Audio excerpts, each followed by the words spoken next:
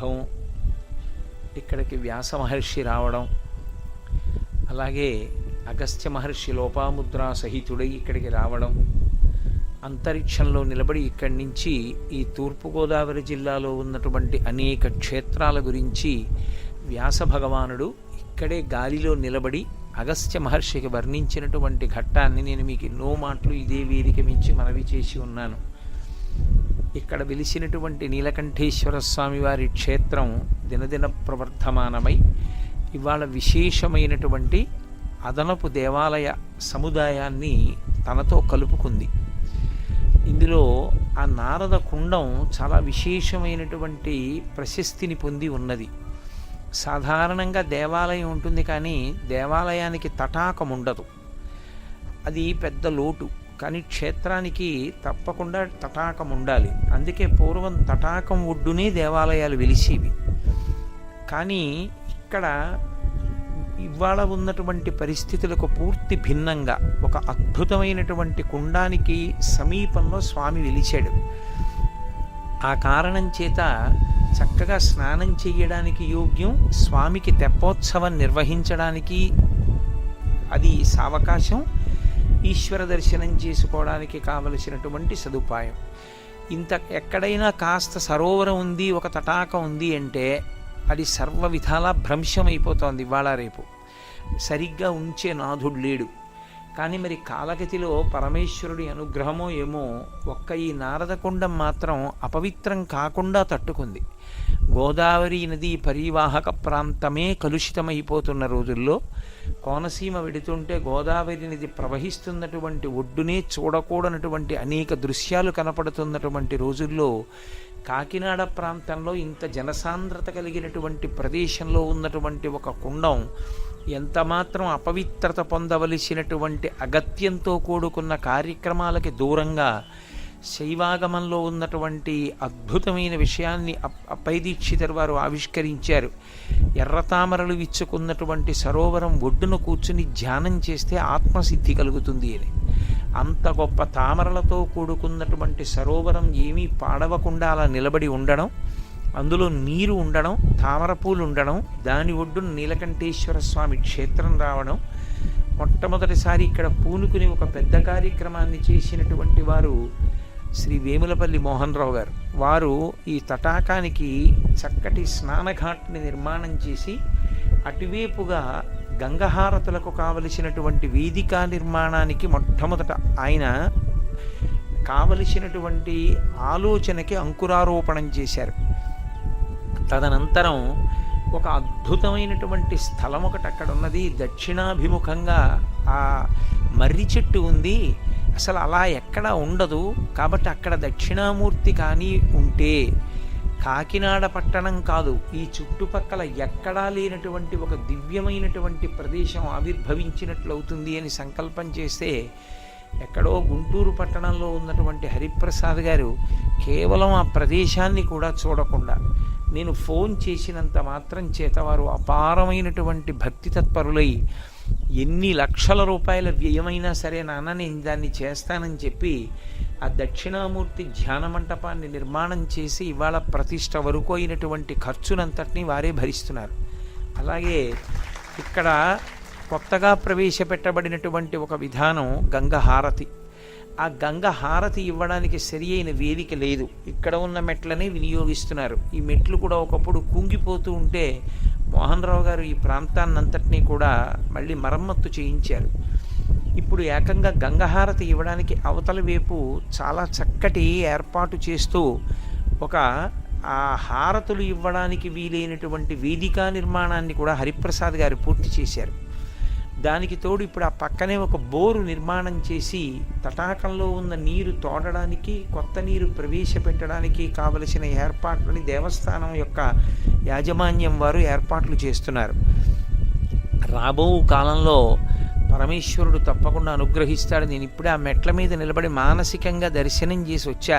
ఈశ్వరా, ఎప్పటికైనా నా ఈ కోరిక సఫలమయ్యేటట్టు అనుగ్రహించు అని.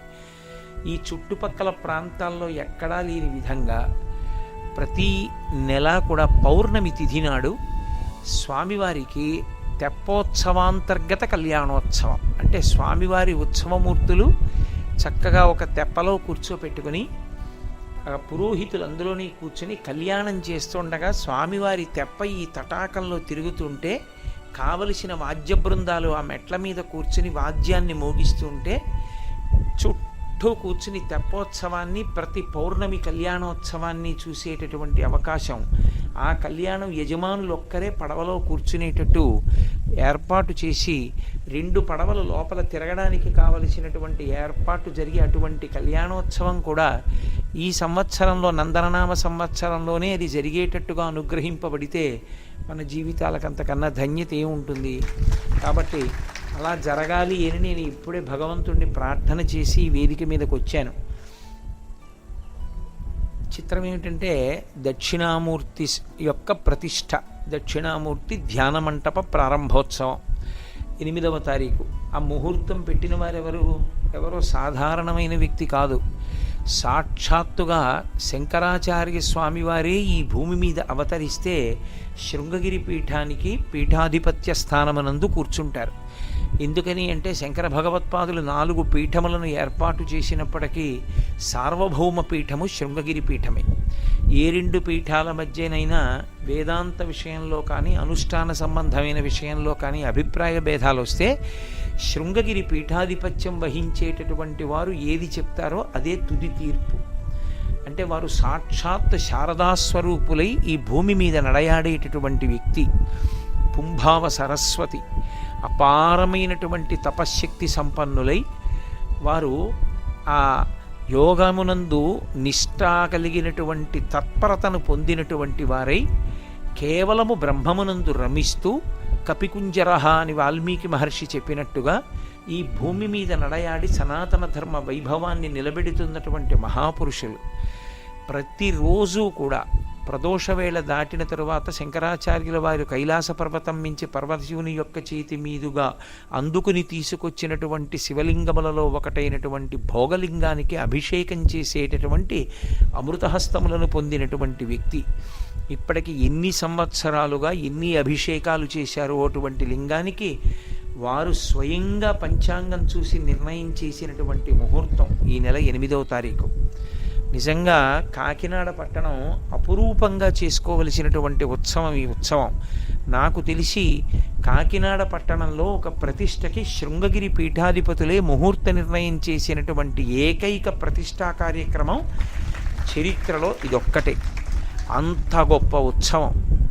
అందున శృంగగిరి పీఠాధిపతుల యొక్క శిష్యులు, వారి అభిమానాన్ని చూరగొన్నటువంటి గొప్ప కుటుంబం, పీఠాధిపతులంతటి వారు కూడా ఎప్పుడు ఏ కుటుంబం యొక్క అభ్యున్నతిని కాంక్షిస్తూ ఉంటారో అటువంటి వ్యక్తి.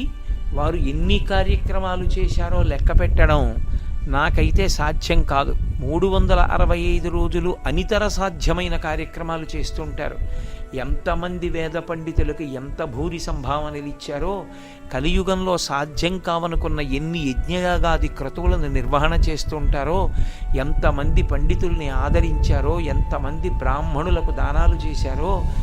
మళ్ళీ ఈ భూమి మీద వేరొక రఘుమహారాజు, అంతటి ఉదారులైనటువంటి హరిప్రసాద్ గారి యొక్క ఆ కుమారుడి చేతుల మీదుగా, కుమారుడు ఆత్మావై పుత్రనామాసి, కుమారుడు చేయడం అంటే తండ్రి చేయడమే, వారి కుమారుడు కోడలు చేతుల మీదుగా ఈ ప్రతిష్ఠ జరగబోతోంది.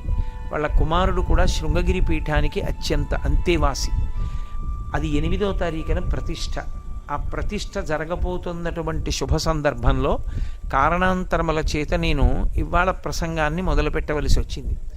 నేను ఇవాళ మధ్యాహ్నం ఎందుకో ఏదో ఆలోచిస్తుంటే నాకు అనిపించింది, అదే ఇప్పుడే కారులో మా మోహన్ రావు గారితో అంటున్నా, చూడండి ఎంత విచిత్రమో, ఈశ్వరానుగ్రహం ఉంటే ఇలా ఉంటుంది మోహన్ రావు గారు అని.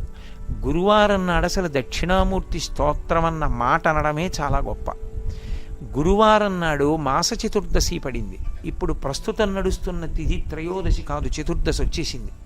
త్రయోదశి శైవ తిథి.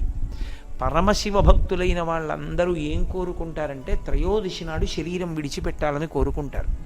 అంత గొప్ప తిథి త్రయోదశి.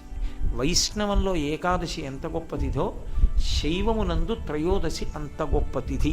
మహాత్ముల యొక్క గొప్ప గొప్ప దర్శనాలన్నీ త్రయోదశి నాడే అవుతాయి.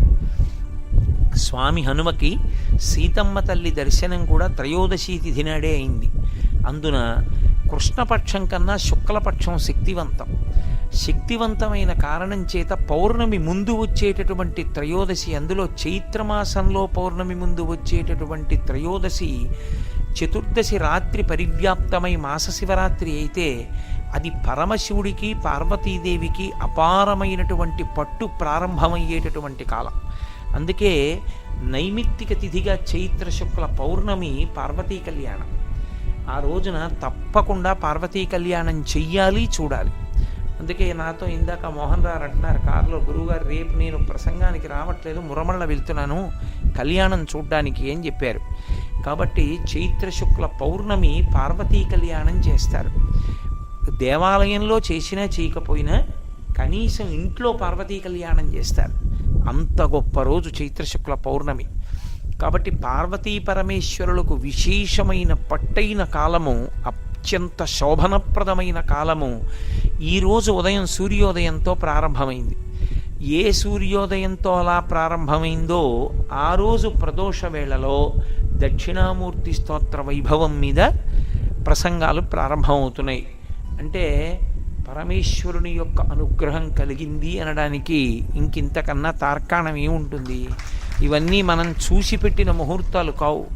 ఇవన్నీ యథార్థానికి నా సౌకర్యాన్ని దృష్టిలో పెట్టుకుని నేను నిర్ణయం చేసిన తేదీలు. కానీ అవి అత్యంత అద్భుతంగా అలా కూడాయి. అలా కూడడం అంటే దేశము, కాలము, ఈశ్వరుని కృప మూడు కలిసి వచ్చాయి అని గుర్తు. మనకి శైవాగమంలో దక్షిణామూర్తి యొక్క స్వరూపము వంటి రూపం ఇక లేదు. నిజానికి శివుని యొక్క రూపాలు శైవాగమం మూడుగా విభాగం చేసి చెప్తుంది. ఆ మూడిటిలో అత్యంత ఉగ్రమైన మూర్తి ఒకటి ఉంటుంది. అది చాలా ఉగ్రమూర్తి. దానిని ఆరాధన చేయడం అందరికీ సాధ్యమయ్యేటటువంటి విషయం కాదు. అందుకే అందరూ దాని జోలికి వెళ్ళరు. ఎందుకని అంటే అది ఉగ్రమూర్తి అంటే మన ఏదో పాడు చేస్తుందని కాదు. లోపల శాంతమూర్తి అయినప్పటికీ ఆ కళని, ఆ తేజస్సుని తట్టుకుని నిలబడగలిగిన శక్తి మనకు ఉండదు. కాలభైరవాష్టమి అని ఇప్పటికే శృంగగిరి పీఠాధిపతులు దాన్ని నిర్వర్తిస్తారు. కానీ అందరూ భైరవార్చన చెయ్యలేరు. శివస్వరూపాల్లో అత్యంత ఉగ్రమైన స్వరూపంగా చెప్పబడేది ఒక్కటే, భైరవ స్వరూపం. అందుకే ఆ భైరవుడే తరుగుతాడు అని. శరీరాన్ని విడిచిపెట్టేసిన తరువాత తాను ఎక్కడికి చేరవలసి ఉంటుందో దాన్ని అతివేగంతో తీసుకెళ్ళి చూపించేస్తారు. ఇక్కడికి రావలసి ఉంటుంది నువ్వు చేసిన పాపపుణ్యాలివి అని చూపించి తీసుకొచ్చి వదిలేస్తారు 11 రోజులు అని. అందుకే 11 రోజులు పెద్దవాళ్ళని తిడుతూ దెబ్బలాడుకుంటూ ప్రవర్తించకూడదు. జ్ఞాతులందరూ దీక్ష పడతారు. తదనంతర కాలమనందు పాపాలు విశేషంగా చేసిన వాడైతే మొదటి దర్శనం భైరవ దర్శనమే, ఉగ్రకళతో. ఆయన పెద్దగా అరుస్తూ తరుగుతాడు. భై అంటే అరుపు, రవా అంటే శబ్దం. భై అని అరుస్తూ తరిమితే చీకట్లో పరిగెడతాడు ఒక్కడే. ఆ పరిగెత్తడం భయంకరం. అప్పుడు ఆయాసం వేస్తే ధర్మోదకం. కాబట్టి భైరవుడు ఉగ్రమూర్తి, ఆ భైరవుడు శాంతమూర్తి. ఆ భైరవుడికి ఒక అనుగ్రహం ఉంది. ఆయన ఏం చేస్తాడంటే ఎంత ప్రసన్న హృదయుడంటే, ఆయన నేను తప్పులు చేయకపోవడం అన్నది లేదు, నేను ఖచ్చితంగా తప్పు చేశాను కాబట్టి నన్ను ఇబ్బంది పెట్టద్దు, నీ చేసినకి తప్పులు ఇక్కడే వేసేసే, ఇప్పుడే వేసేసే శిక్ష అంటే ఒంగో పెట్టి ఒక్క దెబ్బ కొడతాడు. ఇప్పటికీ అన్ని క్షేత్రాల్లో అలా కొట్టడానికి అధికారం ఇవ్వరు. ఇప్పుడు నేను చెప్పాను కదా అని రేపు పొద్దున మీరు ఎక్కడో భైరవమూర్తి దగ్గర అలాంటి ప్రయోగాలు చేయకూడదు. అది కొన్ని క్షేత్రాలకే అధికారం. ఆ అధికారం ఉన్న క్షేత్రాల్లో భైరవమూర్తి దగ్గర ఏం చేస్తారంటే భైరవ దండనం వేస్తారు. ఒంగో పెట్టి కర్రతో దెబ్బ కొడతారు. అది పేకబెత్తల్లా ఉంటుంది, చప్పుడు చాలా వస్తుంది, దెబ్బ తక్కువే తగులుతుంది. ఓ దెబ్బ కొడతారు, కొడితే భైరవ దండనము అని చేసిన పాపాలన్నీ ఆ దండనంతో పోతాయి. దానికోసం పెడతారు, భైరవ దండనం వేయించేసుకుంటారు వెళ్ళి. అది ఎక్కడ వేస్తారంటే గంగా, ప్రయాగ ఆ పరివాహక ప్రాంతమునందు మానసాదేవి దేవాలయం ఉంది. మానసీదేవి దేవాలయంలో ఉన్నటువంటి భైరవస్వామి ముందు భైరవ దండనం వేస్తారు. కాబట్టి ఆ భైరవ స్వరూపం ఉగ్రస్వరూపం. పరమ కారుణ్యమూర్తి ఒకడున్నాడు శివస్వరూపంలో. ఆయన శివుడే ఇన్ని రకాలుగా ఉంటాడు. అది కారుణ్యమూర్తి. ఎంతటి కారుణ్యమూర్తి అంటే ఆయన వలన తీరని కోరిక అన్నది ఉండదు. ఎంత పాపాత్ముడు అవనివ్వండి, పాపాత్ముడు అన్న మాటకు అర్థం ఏంటంటే వేదం ఎలా చెప్పిందో అలా బ్రతకనివాడు. కాబట్టి ఇప్పుడు తను చేసిన పాపాలే తాను సంతోషంగా ఉండడానికి అడ్డుగా వచ్చి నిలబడతాయి. అలా అడ్డుగా వచ్చి నిలబడితే ఆ పాపములు ఇన్ని ఉన్నా వెళ్ళి ఇలా అంటే చాలు, పొంగిపోయి పోన్లేరా పాపం అని కోరిక తీరుస్తాడు. అలా తీర్చగలిగిన వాడు ఒక్కడే ఉన్నాడు. అది కూడా ఇప్పుడు మీరు ఏ కోరిక లేకుండా వెళ్ళి నమస్కారం పెట్టారనుకోండి, నమస్కారం పెడితే ఆయన మీకు కాలమునందు రాబోయేటటువంటి ఏడుపుని లెక్క కడతాడు. అరే వీడు పాపం ఫలానా కారణానికి ఏడవవలసి వస్తుందిరా, పండిపోయిన పండు రాలిపోక తప్పదు, ఏదో వయసు అయిపోయిన వాళ్ళు పడిపోవడం తప్పు కాదు, చిన్న చిన్న పిల్లలు వెళ్ళిపోకూడదు, తలుచుకు పెద్దవాళ్ళు ఏడుస్తారు. అలాంటి ప్రమాదాలు ఏమైనా వస్తున్నాయేమో అని చూస్తాడు. చూసి ఆయన మీకు ఆ ఉపకారం చేశాడని కూడా మీకు తెలియదు. ఆయన అంత పెద్ద ప్రమాదాల్ని తీసేస్తాడు, ఆ పాపాన్ని కాల్చేస్తాడు. ఏం చేశారని అంటే ఓ దెబ్బ కూడా కొట్టడు, నమస్కారం పెడితే చాలు తీసేస్తాడు. అంతటి పరమకారుణికుడు శివస్వరూపాల్లో ఇక తిరుగులేని కారుణ్యమూర్తి సోమస్కంధుడు. అందుకే మీరు దక్షిణ దేశం వెడితే ద్రవిడ దేశం వైపు సోమస్కంధమూర్తి యొక్క ఉత్సవమూర్తి లేకుండా అసలు శివాలయాన్ని నిర్వహణ చేయరు. సోమస్కంధుడిని ఉంచుతారు. సోమస్కంధుణ్ణి శివపరివారంలో ఎప్పుడైనా ఊరిరిగిం పెడితే తప్పకుండా సోమస్కంధుణ్ణి తీసుకెడతారు. సోమస్కంధుడు అంటే సా ఉమా స్కంధ, పక్కన పార్వతీదేవి ఉంటుంది, పరమేశ్వరుడు ఉంటాడు. పరమశివుడి తొడ మీద కూర్చోడు, పార్వతీదేవి తొడ మీద కూర్చోడు. ఇంత బ్రహ్మజ్ఞాని అయినటువంటి సుబ్రహ్మణ్యుడు ఇద్దరి మధ్యలో చేతులెత్తి ఆడుకుంటుంటాడు. అలా సుబ్రహ్మణ్యుడు ఆడుకుంటుంటే ఇద్దరు చెరోవైపు నుంచి పట్టుకుంటారు ఆయన్ని. అలా పట్టుకుని ఉన్న మూర్తిని సోమస్కందమూర్తి అంటారు. ఆ సోమస్కందమూర్తి ప్రతి శివాలయంలోనూ ఉండాలి. ఎందుకు ఉండాలి అంటే ఆయన పరమకారుణ్యమూర్తి. ఆయన దర్శనం చేస్తే సంతానం కలుగుతుంది, సంతానం నిలబడుతుంది. అందుకే పూర్వం ఏదైనా దేశంలో పిల్లలు ఎక్కువ మంది ఆ వ్యాధులు వచ్చి వెళ్ళిపోతుంటే సోమస్కంధమూర్తిని ప్రతిష్ఠించేవారు. ఆ సోమస్కంద దర్శనం చేస్తే ఇక ఇబ్బంది రాదు. ఇప్పటికీ వెంకటాచల క్షేత్రంలో కపిలతీర్థంలో మహారాజుకి దర్శనమిస్తే నిర్మాణం చేసినటువంటి సోమస్కంధమూర్తి మీకు కనపడతాడు. మీరు తమిళ దేశం వెడితే ప్రతి శివాలయంలో సోమస్కంధమూర్తి ఉంటాడు. మనకి ఇటువైపు అసలు అటువంటి ఆచారం తక్కువ. సోమస్కంధమూర్తి శివస్వరూపంలో అత్యంతటి కారుణ్యమూర్తి. శివస్వరూపంలో నిర్వాహకత్వంతో అమిత వేగం ఉన్నటువంటి వాడు నటరాజస్వామి. ఆయన వేగాన్ని లెక్క పెట్టడం ఎవరికీ సాధ్యం కాదు. ఆయన కదిలితే మనం తట్టుకోలేం, ఆ వేగాన్ని మనం చూడలేం. అందుకే ఆయన ఎంత వేగంతో కదులుతాడు అనడానికి ఒకటి గుర్తుగా పెడతారు. ఏమిటా గుర్తంటే జుత్తు రెండు వైపులా ఒకేలా ఎగురుతుంది, ఇలాగా ఇంత దూరం ఎగురుతుంది. ఇంత జుత్తు విరబోసుకున్నవాడు నాట్యం చేస్తూ అపారమైన వేగంతో తల ఇలా అన్నాడు అనుకోండి, ఈ జుత్తు అంతా ఇలా ఎగురుతుంది. ఇటు ఎగిరిన జుత్తు కింద పడే లోపల ఆయన మళ్ళీ ఇలా అంటాడు, అంటే ఇటు జుత్తు ఇలా ఎగురుతుంది, ఇటు జుత్తు ఇలా ఎగురుతుంది. మధ్యలో ఉన్నవాడు అంత వేగంగా కదులుతున్నాడు కాబట్టి ఉగ్రంగా ఉండడు, నవ్వుతూ ఉంటాడు. జుత్తు ఇలా రెండు వైపులకి విచ్చుకుని ఉంటుంది కెరటాల్లా. అది అమిత వేగం, పరిపాలకుడు అని గుర్తు. అందుకే నటరాజస్వామి సమస్త కళలు ఆయన యందే పర్యవసిస్తాయి. అది నటరాజ వైభవం. పూర్తి వ్యతిరేకం, ఇన్ని స్వరూపాలు ఎందులోంచి వస్తున్నాయో చెప్పేటటువంటి స్వరూపం దక్షిణామూర్తి.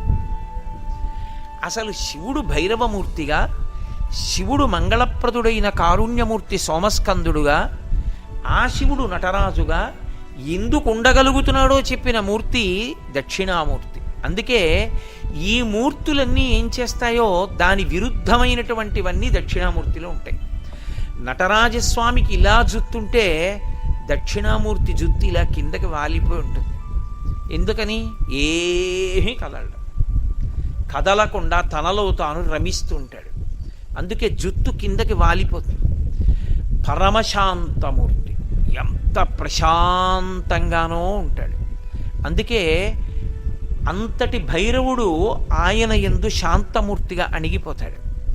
ఇంత వేగంగా కదిలే నటరాజస్వామి ఆయన యందు అణిగిపోతాడు. ఇంతటి కారుణ్యమూర్తి అయినటువంటి సోమస్కంధమూర్తి ఆయన శాంతములోకి అణిగిపోతాడు. ఇన్ని అణిగిపోయేటటువంటి స్వరూపం దక్షిణామూర్తి యొక్క స్వరూపం. పొంగినది కుంగి తీరాలి. మీరు ఎప్పుడైనా లోకంలో ఒకటి జ్ఞాపకం ఉంచుకోవాలి, ఏదైనా ఒకటి పొంగిందనుకోండి అది కుంగిపోతుంది.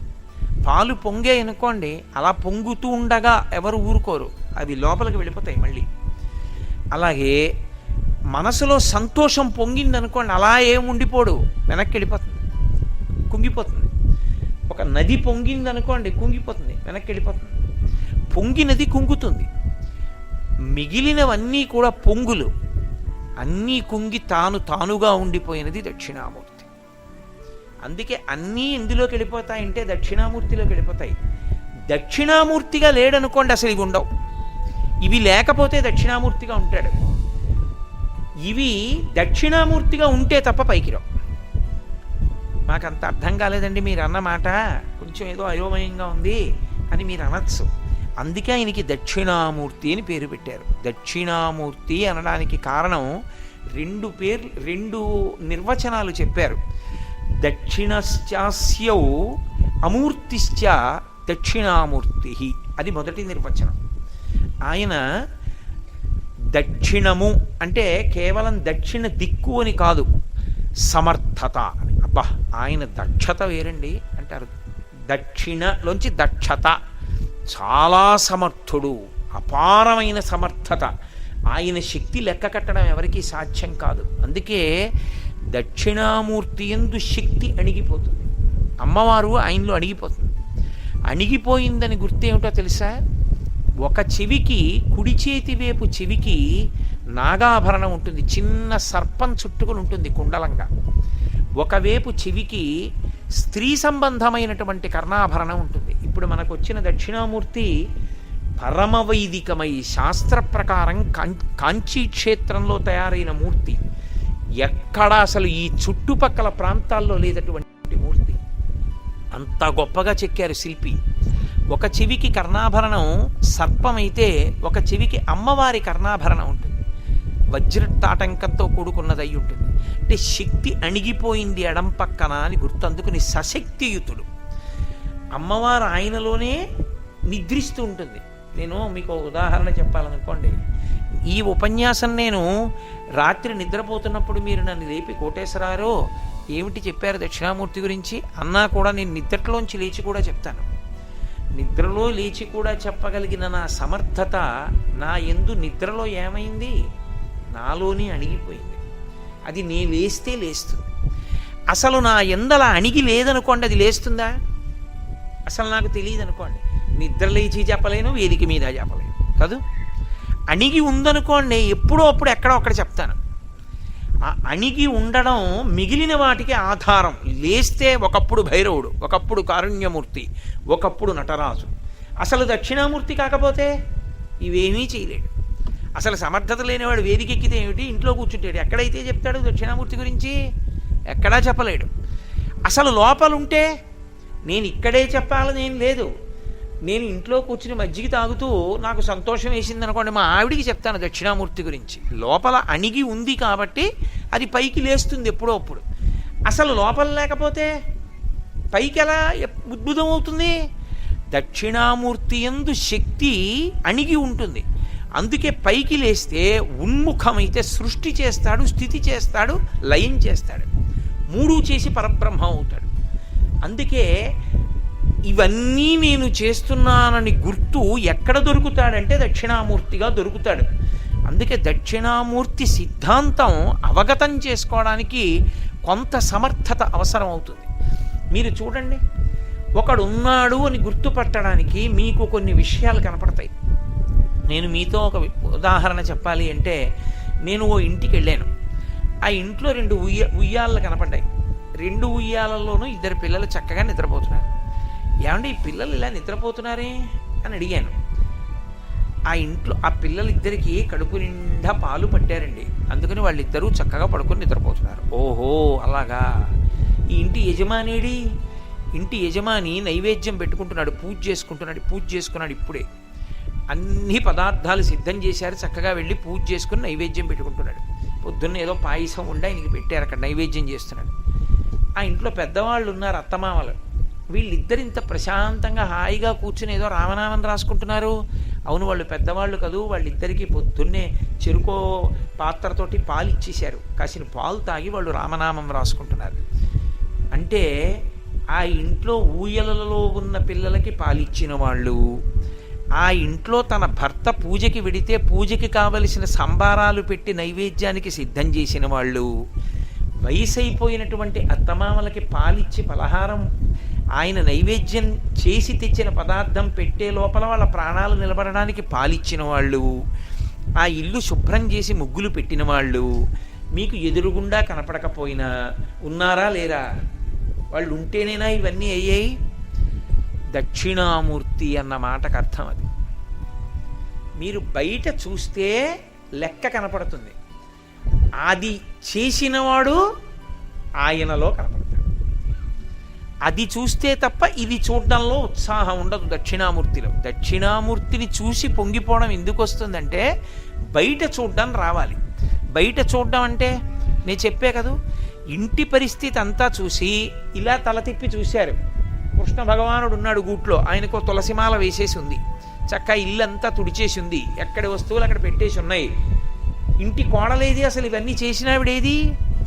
ఆవిడ ఎక్కడో ఏదో బట్టలు మడతెట్టుకుంటుంది, ఆవిడ కనపడలేదు. కానీ ఆవిడ ఉందా లేదా ఇవన్నీ చేసిందంటే ఇంతమంది ప్రశాంతతకి కారణం ఆవిడే, మహాతల్లి. అందుకని ఇంటిని చూసి ఇల్లాల్ని చూడండి అంటారు. ఏదండి ఆ మహాతల్లి? ఒక్కసారి ఆవిడికి దండం పెట్టుకోవాలంటే అప్పుడు వస్తుంది. ఆవిడ అప్పుడు కనపడితే ఈవిడ తెల్లవారేటప్పటికి ఇల్లంతా ఇలా నిర్వహించిందని పొంగిపోతామా? పొంగిపోమా? అలా మీరు బయటికి వెళ్ళి చూడండి. నేను బరువెత్తమంటే దీన్ని ఎత్తమన్నారనుకోండి, ఏదో కష్టం మీద మొత్తానికి ఎత్తుతాను 2 చేతులతోటి. మీరు ఒక చీమను తీసుకొచ్చి ఎత్తమన్నారనుకోండి, ఎత్తుతుందా? ఎత్తలేదు. ఓ ఏనుగుని తీసుకొచ్చి దీన్ని ఎత్తమన్నారనుకోండి, ఎత్తి 3 సందుల అవతలకి విసిరేస్తుంది. ఏనుక్కి పెట్టిన శక్తి నాకు పెట్టలేదు, నాకు పెట్టిన శక్తి చీమకి పెట్టలేదు. ఒక పురుగు ఉందనుకోండి, అప్పటికప్పుడు ఆకలేస్తే అప్పుడు తింటుంది, దాని బుర్ర అంతే. ఓ బొద్దింక ఉందనుకోండి, ఎంత ఉంటుంది. ఆ బొద్దింక అప్పుడు ఆకలేస్తే అప్పుడు వెతుక్కుని ఏదో ఎక్కడో అక్కడ ఏదో ఒకటి తింటుంది. దానికన్నా 1,000,000 రెట్లు చిన్నది చీమ, ఇంత ఉంటుంది. అది వర్షాకాలం వస్తుందని పంచదార రేణువులు జాగ్రత్తగా గోడ పక్క నుంచి తీసుకెళ్ళి కన్నంలో దాచుకుంటుంది. చీమకున్న తెలివి బొద్దింకకి లేదు. చీమకి లేని తెలివి బొద్దింకకి లేని తెలివి చీమకి పెట్టినవాడు, నాకు లేని బలాన్ని ఏనుక్కి పెట్టినవాడు, సృష్టిలో ఏ ప్రాణికి లేనంత బుద్ధి వైభవం మనిషికి పెట్టినవాడు ఒకడు ఉండకపోతే ఇవన్నీ ఇలా ఎలా ఉన్నాయి? ఓ ఇంట్లోకి వెళ్ళినప్పుడు అన్నీ అలా ఉన్నాయంటే ఆ ఇంటి కోడలు ఉంది, ఆ ఇంటి కోడలు చేసిందనేనా గుర్తు?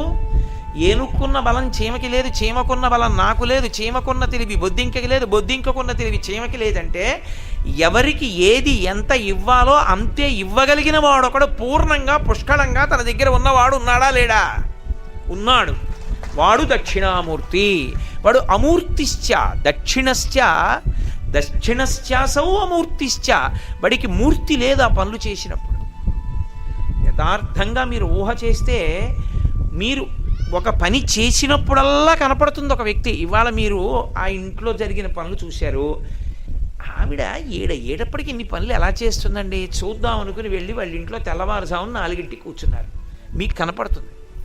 ఆవిడ 4 అయ్యేటప్పటికి తెల్లవారుజామున నిద్ర లేవడం, పిల్లలకి పాలు ఇచ్చేయడం, పిల్లల్ని పడుకోబెట్టేయడం, భర్తకి స్నానం చేసేసి సంధ్యావందనానికి పూజకి పెట్టేయడం, నైవేద్యానికి పెట్టేయడం, అత్తమామలకి పాలు ఇచ్చేయడం, ఇల్లు తుడి చేసుకోవడం, పూజా మందిరం సిద్ధం చేసి అన్నీ కనపడతాయి. కాబట్టి మూర్తిశ్చ మనిషి కనపడుతుంది, అమూర్తిశ్చ ఇక్కడ మనిషి కనపడ్డం, చేసేస్తాడు తప్ప కనపడ్డం. ఎంత చేసేస్తాడంటే దక్షిణామూర్తి ఎక్కడ కనపడతాడని అడిగారు. అమూర్తిగా దక్షిణామూర్తి ఎక్కడ కనపడతాడో తెలుసా? ప్రతి వాళ్ళల్లో కనపడతాడు. మీకు నేను ఒక ఉదాహరణ చెప్పాలంటే, ఒక్క ఆత్మ చైతన్యము లోపల ఉంది కాబట్టి జ్ఞానేంద్రియాలన్నీ పనిచేస్తున్నాయి. కన్ను చూస్తోంది, ముక్కు వాసన చెప్తోంది, నాలుక రుచి చెప్తోంది, చెవి శబ్దం చెప్తోంది, చర్మం స్పర్శ చెప్తోంది. చెవికి కంటికి ఉన్న దూరం, కంటికి ముక్కుకి ఉన్న దూరం కన్నా ముక్కుకి నోటికి ఉన్న దూరం చాలా చాలా తక్కువ. ముక్కుకి నోటికి అంత దగ్గరగా ఉంటాయి రెండు. ఏది ముక్కు రుచి చెప్తుందా, నాలుక వాసన చెప్తుందా? రెండు దేని పని అదే. ఒక్క అంగుళమే కదండి తేడా అన్నా. ఇక్కడ పెడితేనే తీయగా ఉందో కారంగా ఉందో చెప్తుంది, ఇక్కడ పెడితేనే మల్లె పువ్వో జాజి పువ్వో చెప్తుంది. ఒక్క అంగుళం తేడాయే కదండి. ఇక్కడ మల్లె పువ్వు పెడితే అది మల్లె పువ్వో జాజి పువ్వో నోరు చెప్పదు. ముక్కు దగ్గరికి తీసుకెళ్ళి ఒక్క అంగుళం తేడాయే కదండి, ఓ లడ్డూ పెట్టి బజ్జీ పెట్టి ఏమిటి తేడా అంటే అది చెప్పదు. ఎవరు మీకు కనపడుతున్నారు? ఈ రెండిటికి తేడా అలా ఉండేటట్టుగా నిర్మాణం చేసినవాడు. ఒక్క విద్యుత్ శక్తే ప్రవహిస్తే ఈ ఫ్యాన్ తిరుగుతోంది, ఆ విద్యుత్ శక్తే తిరిగితే ఇది గట్టిగా నా మాట వినపడేటట్టు చేస్తోంది. ఆ విద్యుత్ శక్తికే దీపాలు వెలుగుతున్నాయి. ఆ విద్యుత్ శక్తి లేదనుకోండి ఇవేవీ పనిచేయవు. కానీ ఆ విద్యుత్ శక్తే కదండి అని చెప్పి ఆ దీపం బదులు ఫ్యాన్ని వెలగమంటే వెలగదు. ఈ ఫ్యాన్ తిరిగినట్టు లైటు గాలి. అవి ఎలా ఉంటాయో కనపడని విద్యుత్ శక్తి వీటిని ఎలా నిర్వహిస్తోందో అమూర్తిశ్చ, కనపడకుండా ఒక ఆయన ఈ జ్ఞానేంద్రియములన్నింటినీ నిర్వహిస్తున్నాడు. అదోక్షజుడు అని విష్ణుతత్వంతో పిలుస్తారు. ఇంద్రియములకు అధిష్టానమై దేని పని అదే చేసేటట్టు చేస్తూ ఉంటాడు. అంతేకాదు పెద్ద చమత్కారం ఒకటి చేస్తాడు, అసలు అమూర్తిశ్చ. అది ఆయన ఏం చేస్తాడంటే రెండు విరుద్ధమైన వాటిని కల్పిస్తాడు. రెండు విరుద్ధమైన వాటిని కల్పిస్తే తప్ప మీకు అసలు వాటి విలువలు తెలిసే అవకాశం ఉండదు. విలువ తెలియడానికి రెండు విరుద్ధమైనవి ఏర్పడాలి. ఓ ఎత్తు ఎక్కారనుకోండి, పల్లం యొక్క విలువ తెలుస్తుంది. మోటార్ సైకిల్ ఎక్కిన వాడికి ఎత్తు కష్టం తెలియదు, సైకిల్ తొక్కేవాడికి తెలుస్తుంది. ఓవర్ బ్రిడ్జ్ ఎక్కుతున్నాడు అనుకోండి, అబ్బా అని మోకాళ్ళు తొడలు నిప్పెట్టేస్తాయి తొక్కలేక. పైకి ఎక్కేసాడు అనుకోండి, అమ్మయ్యా అని ఫెడల్స్ మీద కాలేసి కూర్చుంటాడు. ఇప్పుడు అదే వేగంగా కిందకెళ్ళి ఎత్తు ఎక్కితే పల్లానికి జారిపోతాడు. పగలు ఉంది కాబట్టి పక్కన రాత్రి ఉంది. పగలు తప్ప రాత్రి లేదనుకోండి, వేసవికాలం ఏమైపోతాం మనం? బ్రతకలేము. పగలు చీకటి ఉన్నాయి కనుక పగటి పూట ఉన్నటువంటి వేడి చీకటి పడ్డాక ఉండదు, చల్లగా ఉంటుంది. ఏ ఐశ్వర్యం లేకపోయినా ఓ చెట్టు కింద కూర్చుంటాడు, వెళ్ళి ఓ ఉద్యానవనంలో కూర్చుంటాడు, అమ్మయ్యా సేద తీరానండి అంటాడు. ఇప్పుడు పగటి వేళ కలిగినటువంటి బాధ రాత్రి వేళ పోయింది. రాత్రి బాగుంది కదండి అని రాత్రి ఒక్కటే ఉండిపోయింది అనుకోండి, బట్టలు తుక్కుంటే ఆరేస్తే బట్టలు ఆరతాయా? వస్తువులు ఎక్కడ ఏం పెట్టామో కనపడతాయా? నీళ్లు ఆవిరవుతాయా? అవవు. కాబట్టి మళ్ళీ రాత్రిగా ఉండిపోతే ఉండే కష్టాన్ని పగలు తీసేస్తుంది. ఎవరు పగలు రాత్రి ఏర్పడేట్టు చేస్తున్నాడు? ఎవరైనా కనపడి ఏమంటే రాత్రి పోయింది పగలు వచ్చేట్టు చేసేస్తున్నామని గంట కొడుతున్నాడు ఏంటి? కనపడతాడా? కనపడడం. అంటే ఒకే ఆత్మ చైతన్యము చేత జ్ఞానేంద్రియములు వేరు వేరు క్రియలు నిర్వహించేటట్టు చూడగలిగినవాడు వ్యష్టిగా, వ్యక్తి లోపల. రెండు విరుద్ధ ప్రక్రియల చేత ఈ సృష్టిని నడిపించగలిగినటువంటి సమర్థత కలిగినటువంటి వాడు. మూడు, అందరూ పరిమితులలో ఉంటే తానొక్కడు ఏ విధమైనటువంటి పరిమితి లేని స్థితిని పొందినవాడు. మనందరికీ వికారాలు ఉన్నాయి, అవి లేనిది ఉండదు. ఏదో పుట్టుట, ఉండుట, పెరుగుట, తరుగుట, మార్పు చెందుట, నశించుట, షడ్వికారములు. ఆయన అలాంటి వికారాలు ఉండవు. ఆయనకి పుట్టడం ఉండదు, పెరగడం ఉండదు, తరగడం ఉండదు, మార్పు చెందడం ఉండదు, నశించడం ఉండదు. కాబట్టి అందరూ మార్పుకి లోనయ్యే వాళ్ళైతే ఆయన ఒక్కడే ఏ మార్పు లేకుండా శాశ్వతుడై ఉండిపోయాడు. ఇప్పుడు అన్నీ జీర్ణమైపోతుంటాయి, ఆఖరికి సముద్రం కూడా తరిగిపోతుంది. సముద్రానికి కూడా లక్షణం ఉంటుంది. సముద్రం కూడా ఎప్పుడూ అలా ఉండిపోతుందని మీరు అనుకోకూడదు. సముద్రాలు కూడా తరిగిపోతాయి. సముద్రాలు ఎండిపోయిన ప్రదేశాలు కొన్ని ఉన్నాయి ప్రపంచంలో. సముద్రాలు కూడా ఇంకడం మొదలు పెడతాయి. సముద్రాలు అన్నీ కలిసి పొంగిపోయి జలప్రలయం అయిపోతుంది. మనం మీరు భారతంలో విన్నారుగా, అలాగే ఉండవు పంచభూతాలు. పెరుగుతాయి, తరుగుతాయి. భూధరములు అని పర్వతములు. ఆ పర్వతములు కూడా తరిగిపోతాయి. దేనివల్ల తరిగిపోతాయో తెలుసా? అంత పెద్ద పర్వతం దేనికి తరిగిపోతుందంటే కేవలం ఎలకల వలన తరిగిపోవడం మొదలెడుతుంది. అవి పెద్ద పెద్ద కన్నాలు పెట్టేసి చేరిపోతాయి. చేరిపోతే మెల్లిమెల్లిగా కన్నం మీద పై బరువు దిగిపోయి ఆ మెల్లిగా మూసుకుంటుంటాయి. మూసుకుంటూ పర్వతం కిందకి దిగుతూ ఉంటుంది. దిగుతూ ఆ మట్టి తవ్వుకుపోబడి రాళ్ళు వెళ్ళిపోతుంటే పర్వతం యొక్క స్థాయి మెల్లిమెల్లిగా పోతుంది. కూర్చుని తింటే కొండలైనా కరిగిపోతాయంటారు మన వాళ్ళు. అలా కొండలు కూడా క్షీణత్వాన్ని పొందుతాయి. కానీ ఎప్పుడూ తాను ఎలా ఉన్నాడో అలాగే ఉండిపోయేవాడు ఒక్కడే ఉన్నాడు ఈ ప్రపంచంలో. వాడే పరమాత్మ. ఇప్పుడు అది ఆ మాటకు అర్థం ఏమిటంటే దక్షిణశ్చాసౌ అమూర్తిశ్చ దక్షిణామూర్తి. ఆయన ఇంతటి సమర్థత కలిగిన వాడు, ఇన్ని చేస్తున్నవాడు, ఇన్ని చేస్తూ తాను కనపడడు. ఏదో ఒక ఇంట్లో కోడలు కనపడ్డట్టు, ఏమండి ముక్కుకి వాసన చెప్పేట్టిచ్చినవాడు, నాలుగుకి రుచి చెప్పేట్టిచ్చినవాడు, నాలుక వాసన చెప్పకుండా చేసినవాడు, ముక్కు రుచి చెప్పకుండా చేసినవాడు ఎవరో నేను చూస్తానండి అంటే కనపడ్డాడు. ఆయనని చూడాలని మీరు అనుకుంటే ఎవరిని చూడాలని అడిగారు? దక్షిణామూర్తిని చూడాలి. ఎందుకో తెలుసా? ఒక్కటే కారణం. దక్షిణామూర్తి పరమ ప్రశాంతంగా ఉంటాడు. పరమ ప్రశాంతంగా ఉన్నవాడి మనసు శుద్ధిగా ఉంటుంది. కాబట్టి సమర్థతలన్నీ అణిగి ఉంటాయి. అణిగి ఉన్నాయి కాబట్టి ఆయన ఎప్పుడు ఏం చెయ్యాలనుకుంటున్నాడో అప్పుడు ఆ రూపంగా మారుతూ ఉంటాడు. అది లోక కళ్యాణం కోసం మారతాడు. అన్ని సమర్థతలు తన యందు పెట్టుకున్నాడు కాబట్టే అవసరమైతే నటరాజుగా ఉంటాడు, అవసరమైతే భైరవుడుగా ఉంటాడు, అవసరమైతే సోమస్కందుడుగా ఉంటాడు. ఇవేమీ అక్కర్లేదనుకున్నప్పుడు ఆయన యథార్థ స్వరూపం ఏమిటి అంటే దక్షిణామూర్తి. అన్ని శక్తులు తన యందే ఉంచుకుని ప్రశాంతంగా ఏ కదలిక లేకుండా తనలో తాను రమిస్తాడు. ఇప్పుడు అలా ఉంటే ఏమిటండి ప్రయోజనం అని మీరు అడగచ్చు. దక్షిణామూర్తి యొక్క స్వరూపానికి ఉన్న గొప్పతనం ఏమిటంటే అసలు మనం మనుష్య జన్మలోకి వచ్చిన తరువాత మీరు ఏ కార్యక్రమం చెయ్యండి, అన్నిటి యొక్క ప్రయోజనము ఒక్కటే, శాంతి. నేను మీతో ఒక మాట చెప్తాను, నన్ను తప్పుగా అర్థం చేసుకోకండి. మనం ఒక పని చేస్తే అవతల వాళ్ళకి ఉపకారం జరుగుతుంది అని అనుకుంటాం. దానికన్నా ముందు ఏమవుతుందో తెలుసా? మనకి శాంతి కలుగుతుంది. ఇప్పుడు హరిప్రసాద్ గారు దక్షిణామూర్తి ధ్యాన మంటపాన్ని నిర్మాణం చేశారనుకోండి, మనం ఎంతమందిని దాన్ని సద్వినియోగం చేసుకున్నాం అన్నదాన్ని పక్కన పెట్టండి. పరమేశ్వరుడు నాకు ఐశ్వర్యం ఇచ్చినందుకు నేను ఒక మంచి పని చేశానన్న తృప్తి ఆయనకి కలిగిందా లేదా? ముందు చేసిన వాడికి ఏమొస్తుందంటే అవతల వాడికి ఏదో చేయడం కాదు, తాను శాంతి పొందుతాడు. అసలు లోకంలో ఇది పెద్ద రహస్యం.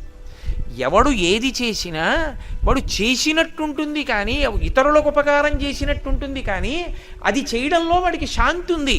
ఇప్పుడు నేను ఈ దక్షిణామూర్తి వైభవాన్ని మీకు ఎందుకు చెప్తున్నానో తెలుసా? ఈ చెప్పడంలో నాకు శాంతి ఉంది.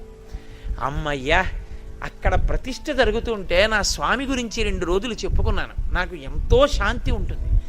విని మీరేం పొందారో ఈశ్వరుడికి తెలియాలంతే, కానీ నాకు మాత్రం శాంతి ఉంది.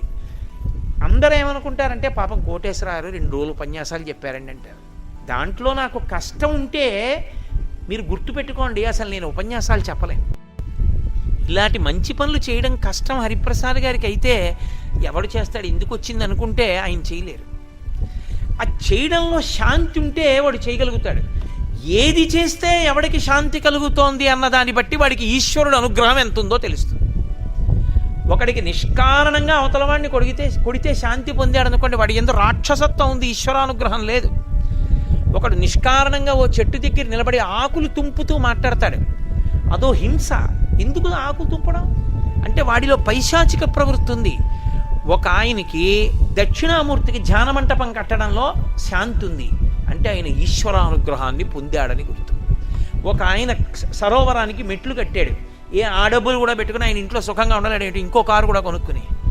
అంటే ఇది కట్టి 10 మంది స్నానం చేస్తారని ఆయన పొంగిపోయాడు. ఒక మంచి పని చేత శాంతి పొందితే ఈశ్వరానుగ్రహాన్ని కలిగి ఉన్నాడని మీరు నిర్ధారించవచ్చు. అది నిలబెట్టుకోవాలి, పెంచుకోవాలి. అది ఎందుకు పోతుందంటారేమో, నే చేశాను అంటుంటే తీసేస్తాడు. ఎందుకని? చేయడానికి సమర్థతలన్నీ ఆయన ఇచ్చినవి, సమర్థతలన్నీ ఆయనవి, అన్ని శక్తులు ఆయన యందు అణిగి ఉన్నాయి. ఆ శక్తి ఇచ్చి అవునరా నువ్వే చేశావురా అని పొంగిపోతాడు. స్వామి నన్ను అలా బుకాయించకండి, మీరు చేయించారన్నారు అనుకోండి, చాలా పొంగిపోతాడు. అది తేడా.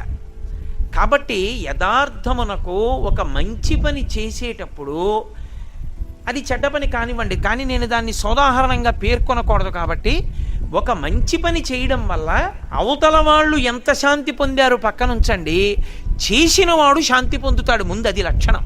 వైదిక సంప్రదాయంలో చేసి శాంతి పొందాలి.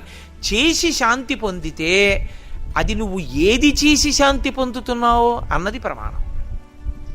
అది నడవడిని గమనించుట అన్న మాటకు అర్థం ఏంటంటే, ఈయన ఎప్పుడు సంతోషంగా ఉంటాడు, దేనికి సంతోషంగా?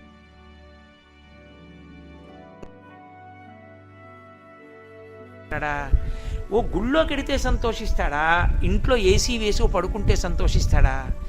తనకున్న దాంట్లో ఇతరులకి ఏదైనా మంచి పని చేద్దామని తాపత్రచుకు సంతోషిస్తాడా? అది చారిత్రమేవ వ్యాఖ్యాతి అంటాడు రామచంద్రమూర్తి రామాయణంలో.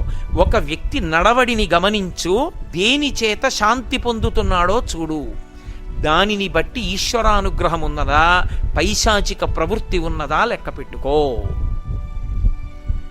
గురువేం చెయ్యాలి?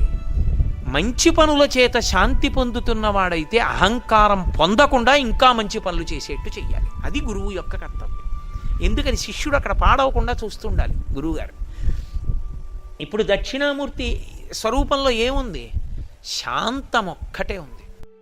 ఎందుకని? అన్నీ అణిగిపోయి ఆయన ఏమీ చేయడు, పరమ ప్రశాంతంగా ఉంటాడు. సమర్థత లేక కాదు, అన్ని సమర్థతలు ఉన్నాయి, కానీ ప్రశాంతంగా కూర్చున్నాడు. మీరు చూడండి, సాధారణంగా చాలా పెద్ద అధికారి ఆయన. ఆయనతో చాలా చాలా ముఖ్యమైన విషయం మాట్లాడాలనుకోండి, ఎలా ఉన్నారు లోపల అని అడుగుతారు. చాలా హడావిడిగా ఉన్నారండి. ఏం మీరు వచ్చారని చెప్పమంటారా? పిలుస్తారు. మీరంటే అభిమానం.